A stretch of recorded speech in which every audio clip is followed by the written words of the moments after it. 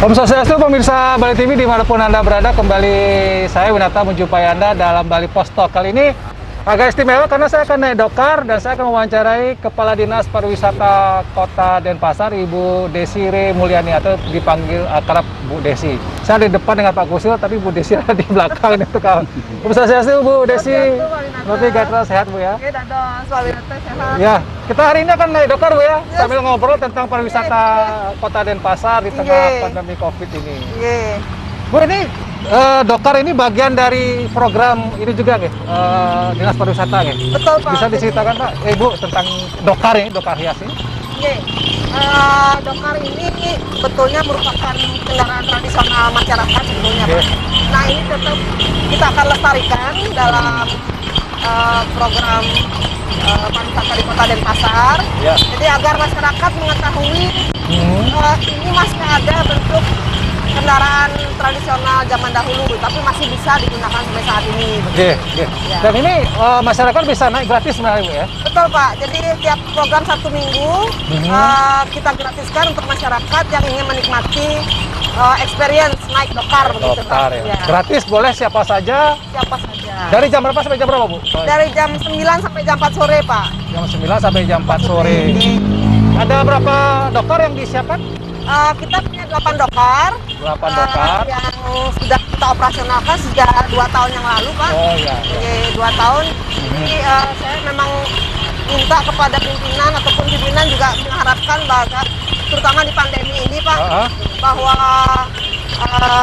kendaraan ini tetap beroperasional. Tetap beroperasional. Selain juga untuk sebagai wisatawan domestik juga untuk membantu bapak-bapak sebagai kusir dokar ini.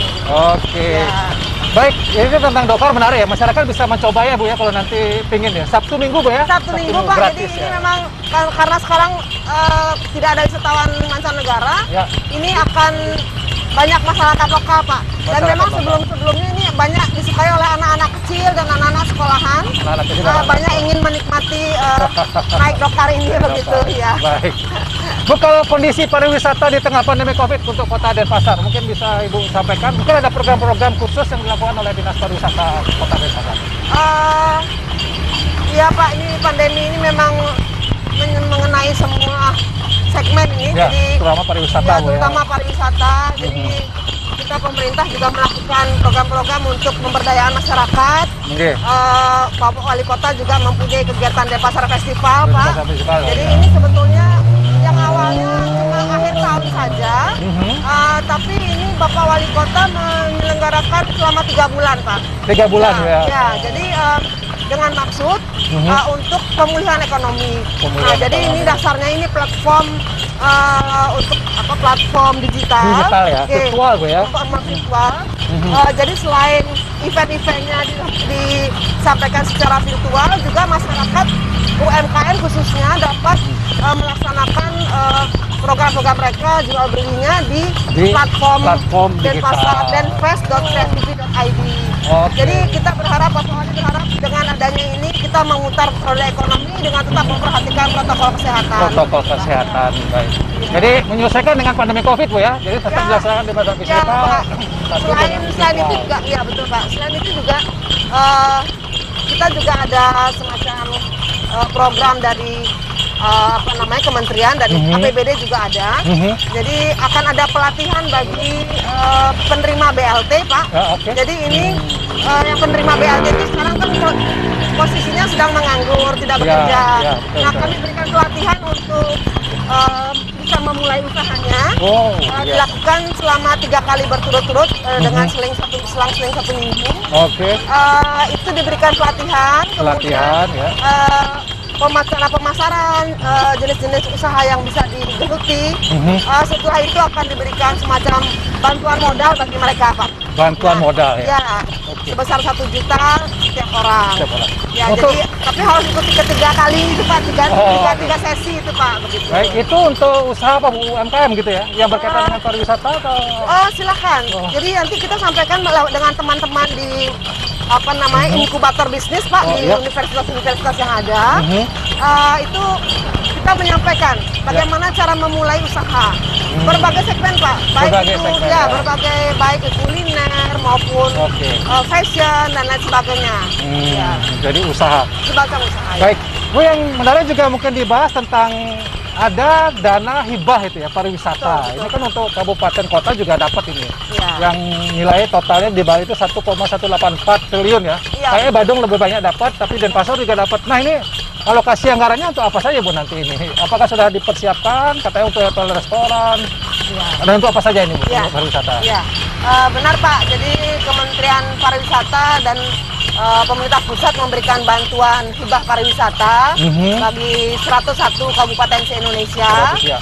Kota Denpasar juga memperolehnya sebesar 52,95 miliar lebih. Miliar. Oh, 52 ya. Ya, jadi 70% itu nanti dari bantuan hibah itu diberikan kepada hotel restoran yang memenuhi kriteria sesuai aturan yang ada, Pak. Oke, hotel. Sedangkan 30%-nya ini digunakan untuk membiayai kegiatan-kegiatan di dinas masing-masing, tapi harus memenuhi kriteria CHSE, kebersihan, kesehatan, keselamatan, serta lingkungan, kelestarian lingkungan. Oke, yang untuk hotel dan restoran itu hanya untuk usaha hotel dan restoran saja Bu ya? Betul Pak, jadi untuk restoran itu cuma hanya restoran saja. Sedangkan hotel ada 11 kriteria. Kalau hotel, kemudian villa, kemudian ada beberapa lagi yang sampai 11 kriteria Pak. 11 kriteria. Ya. Tapi misalnya ada yang mengatakan apakah tidak ada dana itu untuk industri jasa pariwisata itu misalnya untuk organisasi usaha lain misalnya. lainnya. Ada tidak? Begini Pak, memang yang diminta oleh kementerian itu bantuan hibahnya ini hanya untuk pengusaha hotel dan restoran. Tapi kami melaksanakan berusaha membantu bagi mungkin pramuwisata ataupun biro perjalanan wisata dengan cara memberikan semacam pelatihan Pak kepada mereka. Jadi untuk meningkatkan kompetensi mereka. Kemudian ya sekedar uang saku, uang jajan itu Pak untuk mereka. Jadi selain meningkatkan kompetensi mereka, pembekalan kepada mereka juga harus diberi perhatian dari pemerintah kepada mereka. Artinya sudah dipikirkan Bu ya, tidak hanya untuk restoran, hotel dan restoran saja, tapi juga untuk usaha yang lainnya. Oke, ini supaya tidak menjadi katakanlah persoalan gitu ya. Pembagian dana hibah untuk hotel dan restoran itu akan dibagi menurut apa Bu? Apakah menurut besar kecilnya hotel atau ketaatan mereka dalam membayar pajak? Benar sekali Pak, jadi untuk pembagian kali ini ada 4 kriteria yang harus dipenuhi. Yang pertama, mereka harus membayar pajak tahun 2019. Jadi besarannya itu nanti akan dibagi secara proporsional. Jadi kalau besar dia membayar pajak tahun 2019, besar juga dia akan menerima bagian. Kemudian yang kedua perlu ber-TDUP Pak, jadi mempunyai tanda daftar usaha pariwisata yang menjadi hidup gitu Pak. Kemudian yang ketiga masih beroperasi sampai dengan 9 Agustus 2020 ini. Dan yang keempat itu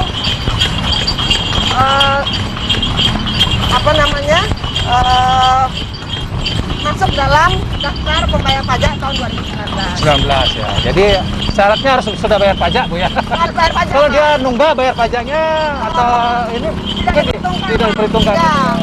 Jadi kalau bayar pajak baru mendapat 2019 khususnya Pak, baru dibayarkan. Dan besaran mereka dapat berapa itu tergantung dari besar pajak yang sudah dibayarkan. Semakin besar pajak yang berupa THR yang mereka setorkan, maka mereka akan mendapatkan kualitas yang lebih. Betul Pak, ya betul sekali. Selama ini mungkin ada ini nggak Bu dari calon penerima katakanlah masyarakat ada yang sudah menyampaikan komplain misalnya, Bu tolong kita dikasih atau apa? Ada nggak Bu selama ini? Sehingga membuat kepala dinas pusing ini membaginya gitu. Ada nggak tuh? Untuk kota Denpasar belum sih Pak. Ada beberapa yang menanyakan apa kriterianya bisa mendapatkan bantuan itu. Ya saya sampaikan sesuai aturan. Seperti yang tadi saya sampaikan itu Pak, bayar pajak, kemudian TDUP dan masih beroperasi. Masih beroperasi. Jadi mereka menanyakan itu, tapi untuk komplain sama ini mudah-mudahan belum Pak. Di tempat ini belum ada. Ya, mudah-mudahan lancar-lancar saja karena kan Mudah-mudahan, ya. karena diakui dana ini sebenarnya tidak terlalu banyak Bu ya sebenarnya, Kecil, Pak, sangat ya. kecil gitu Sangat ya. kecil Pak. Ya. Hanya untuk sekedar membantu mereka ya operasional bayar listrik. Operasional. Hotelnya sudah habis. Sudah habis ya. Sedikit sekali nih Pak kalau Ya. dibagi. Kita ada sekitar 1.200 wajib pajak yang perlu kita bantu dengan dana 52 M itu Pak. Jadi lumayan. Tapi nggak semua dapat kayak Bu ya, dari 1.000 Ya, itu nggak ya. dapat. Ya, Tadi kita karena tidak- ada persyaratannya. Betul ya.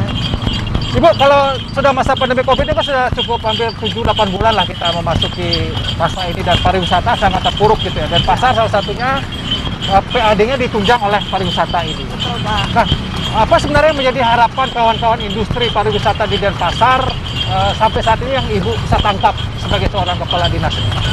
Apa sebenarnya harapan mereka yang terbesar dari industri ini?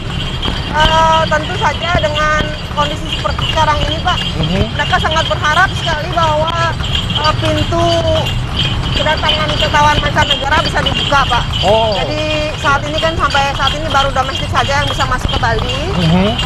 Internasionalnya belum Pak. Jadi kami memang Bapak Gubernur ataupun Bapak Wali Kota juga menyampaikan mudah-mudahan segera dibuka dengan Dibuka. adanya sudah ada vaksinnya ini Pak. Mudah-mudahan pemerintah pusat bisa segera mempertimbangkan untuk membuka kembali, Buka kembali. pintu wisatawan internasional. Oke. Itu yang paling utama Bu ya, harapannya ada wisatawan mancanegara bisa datang ke Bali Ya. sehingga pariwisata bisa berdenyut kembali. Gitu. Kembali betul Pak. Ya. Kalau domestik selama ini belum begitu banyak Bu ya? Ada Pak, teman tidak terlalu banyak. Jadi memang sudah ada peningkatan sedikit sekali, tapi kurang signifikan Pak dibandingkan dengan yang biasanya. Tidak terlalu mampu menggerakkan sebenarnya. Betulnya ya. Baik. Tapi syukurnya di Denpasar ini roda perekonomiannya selain sektor hotel restoran, Ya. mungkin restoran juga karena kita banyak sebagai ibu kota Pak. Jadi banyak pendatang yang berusaha di Denpasar. Ya, ya. Agak sedikit bergeliat lah, tidak terlalu mati sekali begitu Ya. Pak. Tidak seperti daerah seperti Ya. Kuta gitu ya, Ubud Ya yang betul. daerahnya memang mengadakan pariwisata Bu ya. Tapi kalau Denpasar masih ada Masih sektor ada lain. usaha lain, sektor lain yang usaha jasa lainnya ya. Baik. Ibu sebagai closing statement mungkin sebagai seorang kepala dinas pariwisata yang pasti saya kira agak pusing juga di masa-masa pandemi. Apa yang menjadi harapan Ibu mungkin perlu disampaikan kepada pelaku industri pariwisata termasuk juga mereka yang bergerak di sektor ini Ibu. Mungkin apa yang ingin Ibu sampaikan? Silakan. Baik Pak, jadi ini sebetulnya kita mencari kembali kepercayaan minyak pada kita Pak. Jadi kami mohon bahwa pengusaha restoran terutama hotel restoran ataupun pengusaha pariwisata lainnya serta masyarakat Ya. agar tetap benar-benar melaksanakan protokol kesehatan. Protokol kesehatannya. Tadi malam kami sempat mendapat informasi dari Duta Besar Indonesia di Tiongkok. Mereka sudah pertumbuhan ekonominya sudah positif Pak. Oh, Dan sudah mulai. Bapak Wagub tadi malam sudah menanyakan di acara Bali Kembali ini bahwa acara Simak Ramu, acara Simak Ramu menanyakan apa rahasianya. Jadi memang rahasianya meskipun mereka sudah baik-baik saja, mereka tetap menggunakan protokol kesehatan dengan kesehatan. ketat. Oh. Jadi pakai masker tetap, Ya. jaga jarak, kemudian bersih-bersih, hidup sehat, dan Ya. lain sebagainya. Nah, Oke. sekarang di Indonesia, apalagi masyarakat Bali khususnya, kami berharap masyarakat serta usaha pariwisata lainnya benar-benar menunjukkan Melakukan. kepada dunia bahwa Ya. kita juga mampu melakukan itu. Baik. Sehingga penyebaran corona ini bisa segera dihentikan dan Ya. kesehatan dunia bisa pulih kembali sehingga pariwisata bisa berdenyut kembali sebagaimana semula. Jadi kuncinya protokol kesehatan Bu ya. Betul, Pak. Itu kunci kebangkitan Kunci, pariwisata iya. Indonesia, Bali dan Denpasar khususnya Bu ya. Betul, Pak. Baik, terima kasih Bu Desi. Mudah-mudahan pandemi Covid ini segera berakhir dan pariwisata bisa kembali bangkit dan kita bisa kembali bergembira naik dokter dengan gembira gitu Pak ya. Terima kasih Bu Desi, terima kasih Pak Kusir, dokter. Ya demikian pemirsa Bali TV, Bali Posto kali ini. Saya ucapkan terima kasih atas pertanyaannya. Saya tutup dengan Pramasati. Om Santi, Santi, Santi. Om. Terima kasih.